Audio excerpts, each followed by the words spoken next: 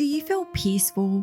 In our crazy day and age, a calm mind is a true blessing. Sadly, many people turn to pills and other substances to find it, which can quickly lead to addiction. But if you want to achieve inner peace in a healthy, non-medicated way, Stoicism has some little known yet powerful and effective methods to offer. And in this video, you and I will dive into 7 Stoic exercises to help you find that much needed inner peace. Let's start right away with number 1. The Stoics have a killer technique to help you combat life's ugliness. It's called negative visualization. Instead of blindly hoping for the best, the Stoics suggest mentally preparing yourself for undesirable and uncomfortable situations. This technique takes strength from pessimism and helps you manage your expectations, so you're not left disappointed when life doesn't go as planned. Even the great Marcus Aurelius, one of the most important Stoic teachers, began each day by reminding himself of the potential obstacles he may face. By visualizing negativity and accepting it, he shielded his soul against adversity and mastered the art of self-control.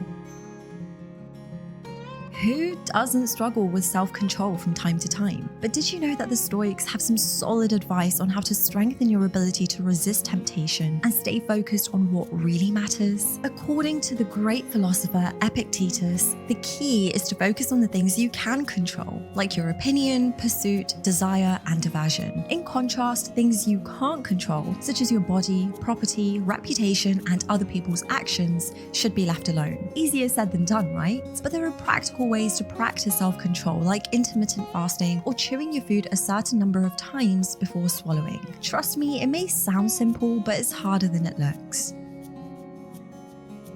So it seems like you're trying to break free from caring too much about what others think of you. I totally get it, we've all been there. Here's a fun way to combat this. After chewing your food for a good 10 to 20 times, why not try eating like a pig? Yes, you heard me right. Just go for it without using your hands. It's a great way to practice not caring about the opinions of others, which, let's be real, aren't really up to us anyway. Social conditioning can make it tough to break this habit, but by deliberately making a fool of ourselves, we expose ourselves to situations where people might judge us negatively, even if it's just through looks and giggles. But with the don't give up attitude, we can become stronger and realize that these judgments don't actually hurt as much as we thought they would. Want to clear your mind and organize your thoughts? Try journaling. This ancient practice was popular among the Stoics, who found it to be a therapeutic way to process their experiences and emotions. Marcus Aurelius' personal diary, Meditations, has actually been published and widely read. But he wasn't the only one. Other Stoics like Epictetus and Seneca also kept journals to reflect on their daily lives. In fact, Seneca once said that he reviewed his entire day before bed, not leaving anything out. So if you're feeling overwhelmed or just need to sort through your thoughts, grab a notebook and start journaling. You might be surprised at how helpful it can be.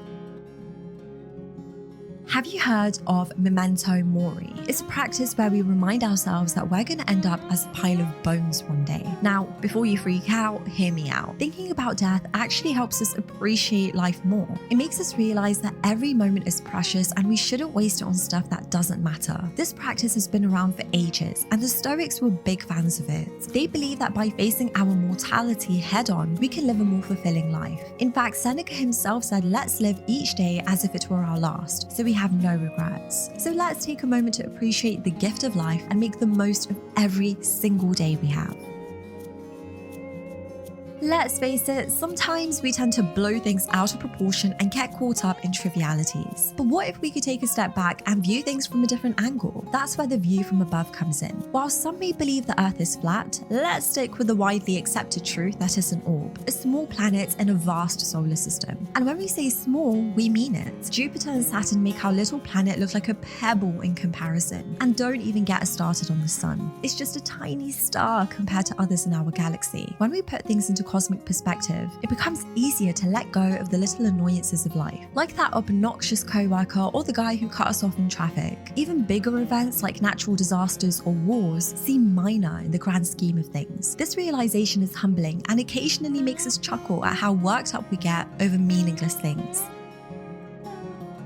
Let's talk about Amor Fati, the Stoic philosophy that helps you kick worry and anxiety to the curb. When we worry, we're basically obsessing over a specific outcome, hoping and praying that things go our way. But the Stoics have a sweet hack for this, and it's called Amor Fati, which translates to loving fate. This means that no matter what happens in life, as long as you accept it and go with the flow, you'll be a-okay. But this doesn't mean you should just throw in the towel and give up on all your goals and dreams. Absolutely not. You can still have ambitions and strive for greatness as long as you detach yourself from the outcome. Take the example of a musician. Practice your heart out and create the best music you can, but don't get hung up on whether you'll get a record deal or not. Instead, focus on the present moment and enjoy the process. This mindset shift will free you from worry and allow you to truly live your best life. Remember, you don't have to become a toga-wearing philosopher to apply these ideas to your life. So the next time life gets you down, come back to this video and try these techniques out. Which Stoic technique do you find the most interesting? Let me know in the comments. And if you found this video useful, don't forget to like and subscribe, and I'll see you again next time.